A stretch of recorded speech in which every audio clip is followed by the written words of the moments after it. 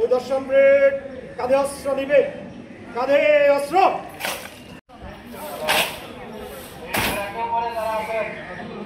টেকনাফ থানা এসেছি এবং আরও কিছু স্থাপনা এখানে আছে, সেগুলো আমি ইন্সপেকশন এসেছি এখানে। আপনারা জানেন যে গতকাল কক্সবাজার শহরে বর্তমান সরকারের সম্ভবত সবচেয়ে বড় এবং উচ্চ পর্যায়ের একটি মিটিং কক্সবাজার অনুষ্ঠিত হয়েছে, বিশেষ করে মাদক সংক্রান্ত, এবং বেশ কয়েকজন উপদেষ্টা মহোদয় এখানে এসেছিলেন এবং আমরা জানেন বিভিন্ন বাহিনীর প্রধানগণ এখানে এসেছিলেন।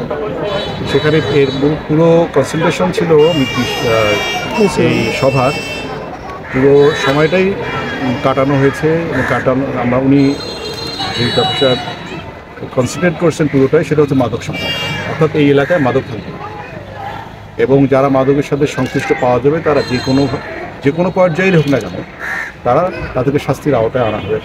এরকম এলাকার মানুষ বিরাট অংশ বিরাট জনগোষ্ঠী কিন্তু মাদকের সাথে সম্পৃক্ত হয়ে পড়ছে এবং এটা তারা জীবিকা হিসেবে গ্রহণ করেছে। এটা অত্যন্ত দুঃখজনক। মাদককে তো জীবিকা হিসেবে গ্রহণ করা যায় না এবং বিভিন্ন পেশাজীবী মানুষের মধ্যেও বিভিন্ন পেশার মানুষের মধ্যেও এই মাদকে নিজেদেরকে এনগেজ করার একটা প্রবণতা দেখা গেছে। সুতরাং সবাই যদি আপনাদের সাহায্য না পাই আমরাও কিন্তু সফল হব।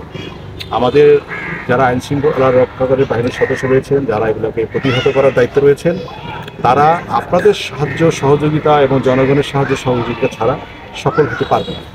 প্রত্যাশা জনগণের যে পুরো প্রত্যাশা পূরণের সক্ষমতা আমাদের নাও থাকতে পারে, সেটা আমাদের মাথায় রাখতে হবে। আপনারা যে লেভেলের প্রত্যাশা করছেন আমাদের কাছে, সেই লেভেলের সক্ষমতা আমাদের না থাকে, কিন্তু আমাদের চেষ্টা কিন্তু কোনো ত্রুটি নেই। এক্সপেকটেশন অনেক বেড়ে গেছে এখন মানুষের, কিন্তু আমাদের সক্ষমতার ব্যাপারটা কিন্তু ভাবতে হবে আমরা কতটুকু পারি। সেই বিষয়টা বিবেচনা করলে দেখবেন আপনাদের অতটা অসন্তুষ্টি থাকবে। আমাদের